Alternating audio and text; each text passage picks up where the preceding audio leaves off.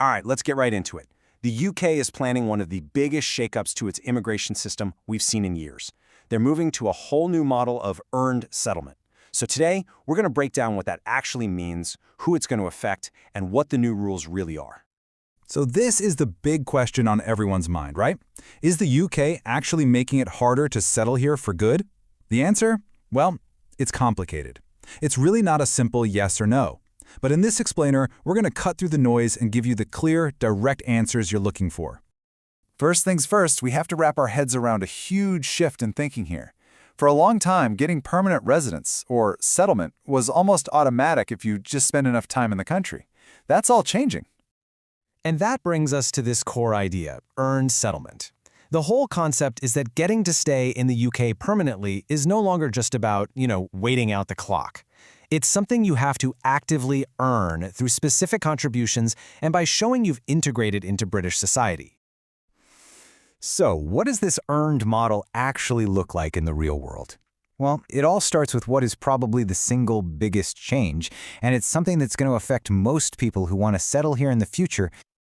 Let's just quickly look back. For a very, very long time, the standard path to settlement for most people on work or family visas has been based on one consistent number. I'm sure a lot of you are very familiar with it.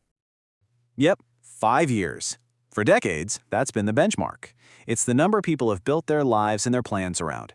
But under these new proposals, that is set to change, and change dramatically. The government is setting a completely new baseline, a new starting point for almost everybody. And let me tell you, it is a significant jump. The new baseline is 10 years. That's right. For most migrants, the default wait time to apply for settlement is about to double. But, and this is a really big but, there are some very important exceptions. Okay, now for the most significant exception, and this is a really crucial point for anyone on a British National Overseas Visa, or BNO visa. This is a key piece of clarification a lot of people have been waiting for. And you can see the difference right here, side by side. It's pretty stark.